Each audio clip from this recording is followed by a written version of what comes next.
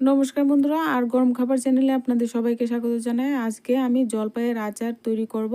আর এই জলপাইয়ের আচারটা অনেক দিন পর্যন্ত সংরক্ষণ করে রাখতে পারবেন। আর কিভাবে রাখবেন ভিডিওটা পুরোটা দেখবেন। আমি আজকে তৈরি করে দেখাবো জলপাইয়ের আচার। আর আচারটা একদম রোদে দেওয়ার কোনো ঝামেলা থাকবে না। আজকে যেভাবে তৈরি করব ভিডিওটা দেখে কিন্তু আপনারাও বাড়িতে তৈরি করে নিতে পারবেন। খুব সহজ এবং সুস্বাদু এই জলপাইয়ের আচার। আমার চ্যানেলে যদি নতুন বন্ধু হয়ে থাকেন চ্যানেলটিকে সাবস্ক্রাইব করে দিয়ে পাশে থাকবেন। শীতকালে দেখবেন বাজারে কিন্তু খুব সুন্দর কিন্তু জলপাই, ফ্রেশ জলপাই কিন্তু বাজারে পাওয়া যায়। আর বাড়িতে তো অনেকের বাড়িতে থাকে জলপাই গাছ। আমি এখানে 1 কেজি জলপাই নিয়েছি বন্ধুরা, বাজার থেকে কিনে এনেছে বন্ধুরা। আমি এখানে জলপাইগুলিকে প্রথমে বোটাটা ছাড়িয়ে ভালো করে ধুয়ে নিয়ে জলটা ঝরিয়ে নিয়েছি। এইভাবে কিন্তু জলটাকে ভালো করে ঝরিয়ে নেবেন। আর এখানে আমি কিছু আচারের মশলা তৈরি করব, তার জন্য শুকনো লঙ্কা আর নিয়েছি 5 ফোড়ন 2 চামচ। আর মৌরিটা অবশ্যই নেবেন বন্ধুরা, মৌরিটা দিলে কিন্তু খুব সুন্দর সেন্ট হয় আচারের মধ্যে, তো মৌরিটা অবশ্যই নেবেন। এবার প্রথমে কিন্তু চুলায় কড়াই বসিয়ে দিয়েছি, কড়াইটা একটু গরম করে নিয়ে এবার প্রথমে আমি শুকনো লঙ্কাটা দিয়ে দিয়েছি। কেননা শুকনো লঙ্কাটা ভাজা হতে একটু সময় লাগবে, তার জন্য শুকনো লঙ্কাটা প্রথমে একটু ভাজা করে নিয়ে তারপর কিন্তু অন্য বাকি মশলাগুলি দিয়ে দেব। যখন দেখবেন শুকনো লঙ্কাটা কিছুটা পরিমাণ হয়ে গেছে তখন এখানে আমি বাকি মশলাগুলি দিয়ে দেব। এবার আমি মশলাগুলিকে ভালো করে একটু নেড়ে চেড়ে যতক্ষণ না পর্যন্ত মশলা থেকে সুন্দর একটা গন্ধ বেরোচ্ছে তো মশলাটাকে ভেজে নেব। আর এই পর্যায়ে কিন্তু চুলার আঁচটাকে লো করে রাখতে হবে।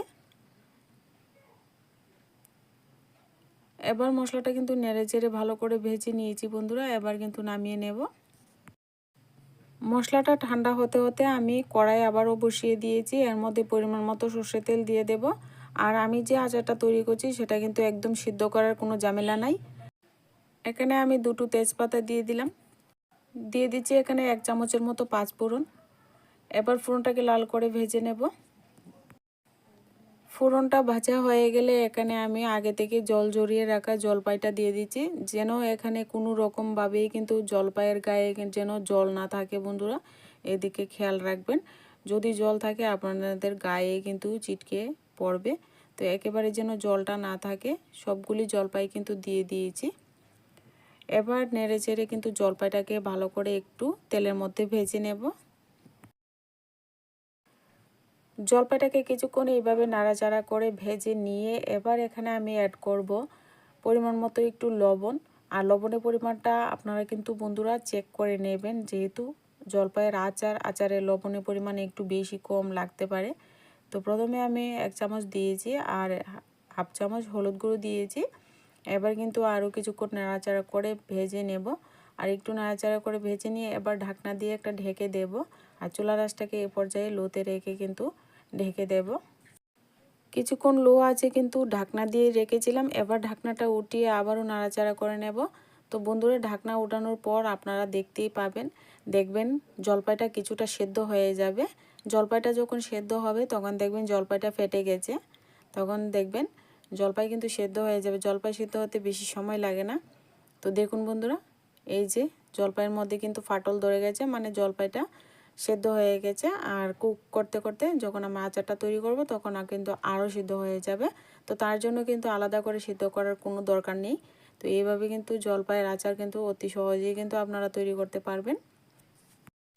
এবার আমি এখানে দিয়ে দেব পরিমাণ মতো চিনি। বন্ধুরা চিনির পরিমাণটা কিন্তু বুঝে দিতে হবে, জলপাইয়ের আচারে কিন্তু প্রচুর চিনি লাগে। তো জলপাইটা আচারটা যখন হবে তখন চেক করে নেবেন লাস্টে যে জলপাইয়ের আচারটা ঠিকঠাক হয়েছে কিনা মিষ্টিটা। তো ঝাল মিষ্টি টক রান্না করছি আজকে জলপাইয়ের আচার।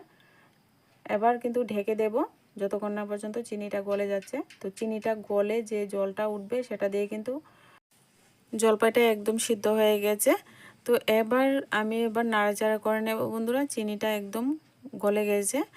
আর এবার একটা খুন্তি দিয়ে কিন্তু এইভাবে কিন্তু ভেঙে দেব। এবার জলপাই কিন্তু পুরোপুরি সিদ্ধ হয়ে গেছে। এবার খুন্তি দিয়ে এইভাবে নাড়াচাড়া করে দিলেই কিন্তু বন্ধুরা দেখবেন এই যে খুব সুন্দরভাবে কিন্তু একদম গাটা গাটা করে নিয়েছি।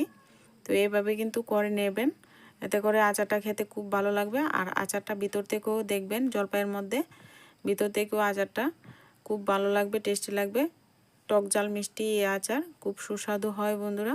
আর অনেক দিন পর্যন্ত কিন্তু এই আচারটা রেখে খেতে পারবেন, যেহেতু এই আচারের মধ্যে কিন্তু একেবারে জল নাই।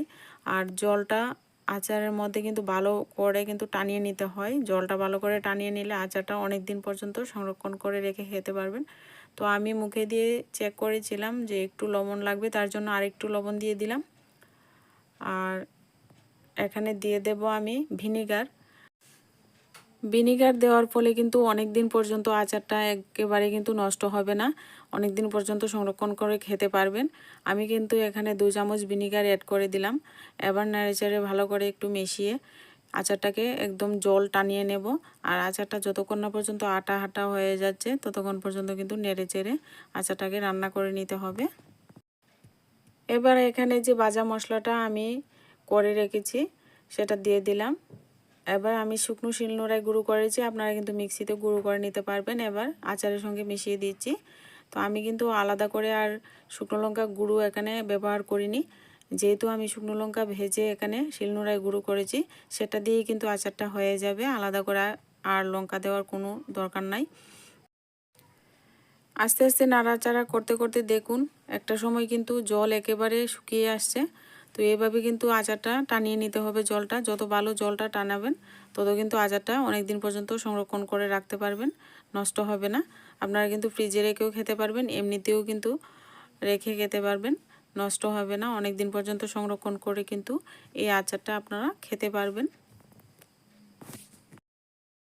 আচারটা কিন্তু সম্পূর্ণ রেডি হয়ে গেছে বন্ধুরা। এবার কিন্তু নামিয়ে পরিবেশন করে নিচ্ছি। আপনারা কিন্তু একটা কাচের বয়ামে ভরে রেখে দিতে পারবেন।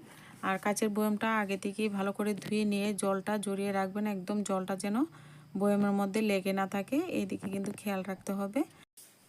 তো দেখুন বন্ধুরা, একেবারে যেন আটা আটা হয়ে গেছে, এইরকমভাবে রাখতে হবে আচারটা, হাতা থেকে কিন্তু পড়ছে না। তো এরকমভাবে রেখে কিন্তু আচারটা ভালো করে তৈরি করে নিয়ে কিন্তু একটা এয়ারটাইট বয়ামে ভরে কিন্তু আপনারা ফ্রিজে রেখেও খেতে পারবেন। আমার চ্যানেলে যদি নতুন বন্ধু হয়ে থাকেন চ্যানেলটিকে সাবস্ক্রাইব করে কিন্তু পাশে থাকবেন। বন্ধুরা, ভিডিও ভালো লাগলে অবশ্যই একটা লাইক করে দেবেন, চ্যানেলটিকে সাবস্ক্রাইব করে দিয়ে পাশে থাকবেন। পাশে থাকা বেল আইকনটি বাজিয়ে দেবেন, যখনই কোনো ভিডিও আপলোড করব আমি সবার প্রথমে কিন্তু আপনারা নোটিফিকেশান পেয়ে যাবেন। আজকে ভিডিও এই পর্যন্তই, দেখা হচ্ছে নেক্সট ভিডিওতে।